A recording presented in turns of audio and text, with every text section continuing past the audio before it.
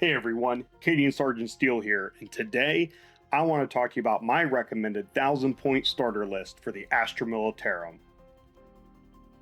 So today I wanted to showcase what I recommend to be a 1,000-point starter list for your Astra Militarum armies. What this is currently is a culmination of 2 combat patrol boxes minus 1 of the units plus a Rogal Dorn. That easy. So in other words, you have to buy 3 kits currently in order to put this list together. So what's in the list?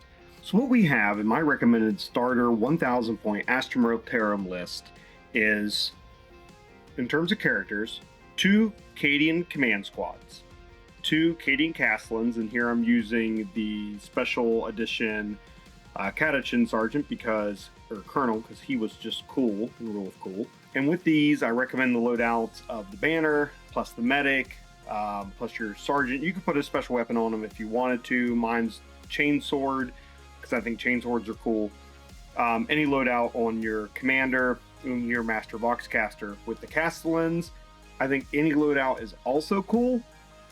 So you could do the Power Fist, you could do the Power Sword, you could do Laspistol, Plasma Pistols. Anything you want really would work in this list. The war gear options aren't that specific to make the list work, but I do recommend at least the banners and the voxcasters in these units along with the medic. And here's why. So what I then would recommend is for you to have 40 infantry models. You could run these as 4 10-man squads, or 2 20-man squads, or a 20-man squad with 2 10-man squads. That's kind of the point. It's so that you could have a number of options available to you to use for your infantry squads. And I think 40 is a very hefty number to paint, and it's also a healthy number to have to play games, whether for narrative or competitively. This is a good number of models. Here, I'm going to have Cadians. Why? Because that's who I am, and that's what I run. But this could be any combination of the various battle line units that we have. With that, I also recommend for any number of war gear options on these models. Now, my preferred war gear options are Meltas, Flamers, and drum-fed auto guns, along with a Voxcaster. That's it. The reason being, this gives me anti-infantry, this gives me anti-armor, this gives me some additional shooting, and it looks really cool. So why not do it?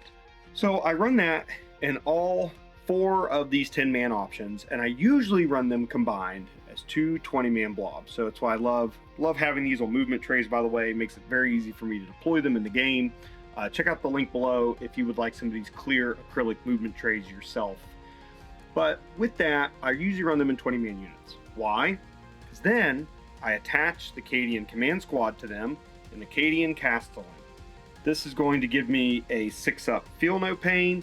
This is going to give me sustained hits 1. This is going to give me the ability to ignore any and all modifiers if I want to. That includes Battle Shock. This gives me the ability to fall back and shoot. So now I have a 26 model unit that is extremely flexible and capable on the battlefield. And if you go Cadian, which is my recommendation, that gives you sticky objectives. That means you can capture the backfield, capture the midfield, and push forward, and you will still count as having held those objectives. So that's why I recommend this infantry. Next, I recommend 2 Scout Sentinels. Honestly, don't leave home without them. Mine are usually kitted out. I run them independently, 1 in each squad, with a heavy flamer and a hunter killer missile and a sentinel chainsaw. This gives you anti-infantry with the heavy flamer, not enough to take out any units. Like, divorce yourself from that kind of thinking. You're just going to put out some wounds. And with the hunter killer missile, it could give you the chance to damage some enemy armor. That strength 14 missile is no joke. It rarely hits, but when it does, it's devastating. But I'll get into why I think you should take them and why they might be more valuable than you think they are. Next is a field ordnance battery. So I run these with the Bombast field guns, and this gives me some anti-elite, some anti-infantry, which is a really nice combo. And that indirect fire can be absolutely critical in your games to to get those units out of the backfield and make your opponent lose the objectives. Or say you're using your infantry squads here to take out units, and you've done your take aim or your first rank fire, second rank fire, and you just haven't dealt enough wounds and 2 or 3 models are still alive. Fire your field ordnance batteries last and take out those units. Now, the last thing I recommend adding in here before I get into the tactics and strategy of this 1,000 point army, last we have the Rogal Dorn, the king of the battlefield, the strongest of the battle tanks without getting into the Titanic units. This unit, I usually run kitted out as you see here. So I have the melta guns on the front hull, I have the multi-meltas on the sponsons, I have the Gatling cannon on the hull, a presser cannon with autocannon, and your heavy stubber. This is a great option because it is a little bit anti-infantry, mostly anti-armor, anti-elite. So with your infantry squads already being really good at dealing wounds to infantry, right? It's weight of dice, you're just trying to get past those 3-up saves for the Space Marines. Your Rogal Dorn will come in and crush whatever gets in its way, whatever is in its line of sight. The other thing it will do with its albedo plating is stay alive. It is more resilient than anything else in this list. Overall strategy and tactics with this, what would I recommend? It's a hefty chunk of infantry, and it's a decent chunk of models. What you're going to do is start out in the backfield with your infantry squads. You're going to capture your home objective, and you're also going to push forward quickly into the midfield to grab those objectives. And you're going to try to keep them alive while still pushing forward if possible. Now, this depends on the army you're playing. If you are playing a, say, melee heavy army, such as World Eaters, you might actually just want to sit back for 2 turns in your own deployment zone to not risk getting taken out very quickly, because as soon as they touch you, you're gone. So if you're playing another all-comers list and you're not playing something that's going to shred you immediately, that's what I would recommend doing with this list. To support them, you're going to have the Sentinels. Now, what they're going to do is daring recon. They're going to also have scout move of 9 inches. So they're going to push forward into the table really quick, and they're going to absorb the early blows and shooting from your opponents. They're also going to allow you to re-roll ones with daring recon. But most critically, and this is where the synergy starts to come into play, when you look at your field ordnance batteries, right, that's going to allow you to ignore the negative penalties for indirect fire.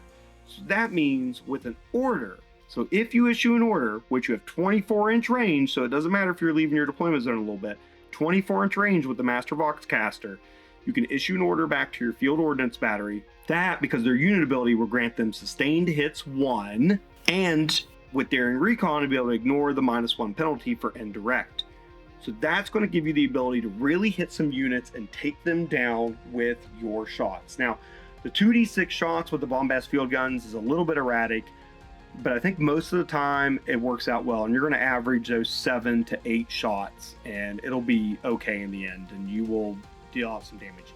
I've actually run against some lists that were running 3 of these, and it was crazy devastating, like much worse than you would expect.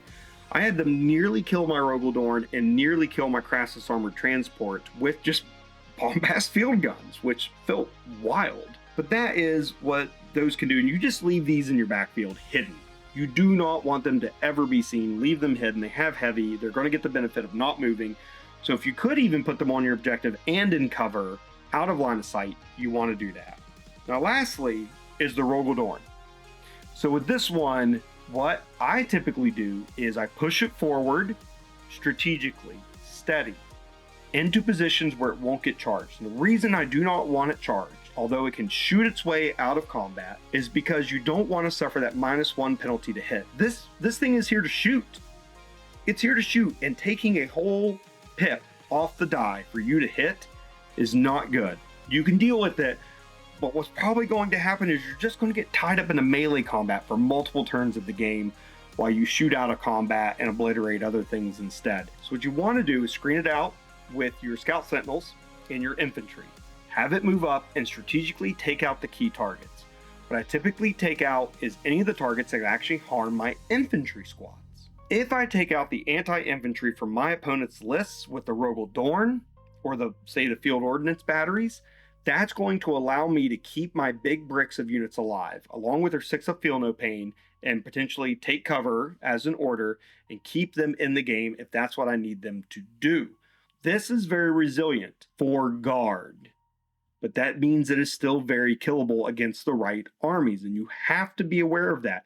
You have to use this list like a Swiss Army knife, pull out the right tool for the job, and so your Rogal Dorn will typically be able to take out those key units that you need gone to keep everything else alive. So keep that in mind when you're playing this list.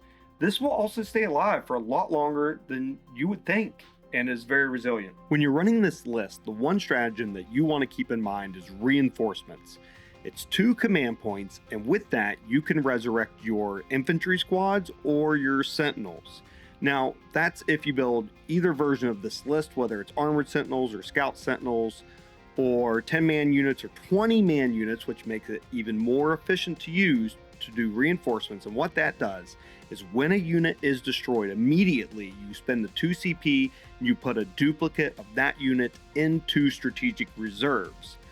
Keep in mind that strategic reserves, or units that go into reserves after the game starts, don't have to obey the typical rules for coming in by turn 3, which means you can resurrect these and bring them in turns 4 or 5 to help capture key objectives if that's possible in the game and map that you're playing on. It's also really good to remember for the Sentinels. These are much more resilient units than they were in the past, can really stand a beating. They typically last longer, you bring them back, and it really can grind your opponent's gears. Plus, with the Hunter-Killer missiles, that means you get that weapon back. That one-time use weapon comes back, and you can shoot it again at your opponent. So your reinforcement stratagem is going to be the key stratagem for using this list. Now, another thing just to note about this 1,000-point list here is that, 1, you can increase it in any way you like. This is pretty well-rounded. We have infantry, we have artillery, we have walkers, we have tanks. You could add in a few Leman Russes. You could add in basilisks, manticores, more infantry perhaps, some chimeras.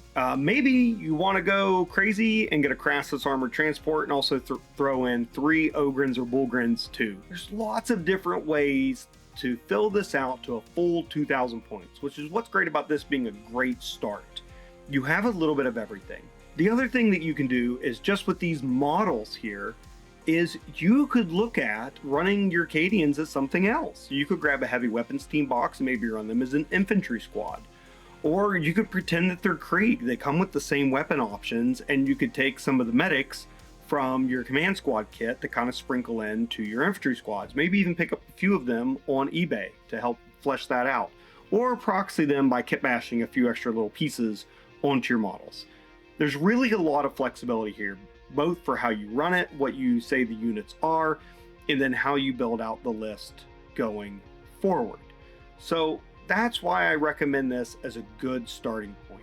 Now, if you want a deep dive on any of these units, I've already done a unit review on every unit that you see here, except for the day of the filming of this video. My field ordnance battery video is not yet out.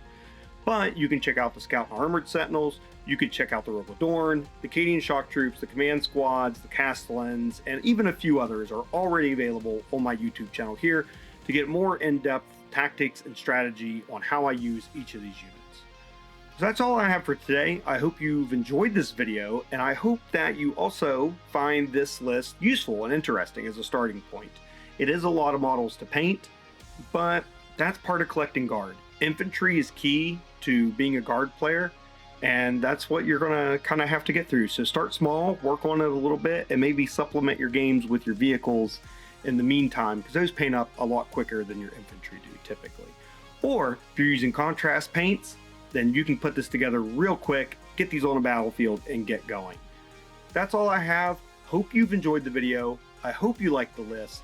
I'll be doing others as well, so please feel free to subscribe to the channel and stay tuned. So, have fun wargaming, and as always, Cadia stands.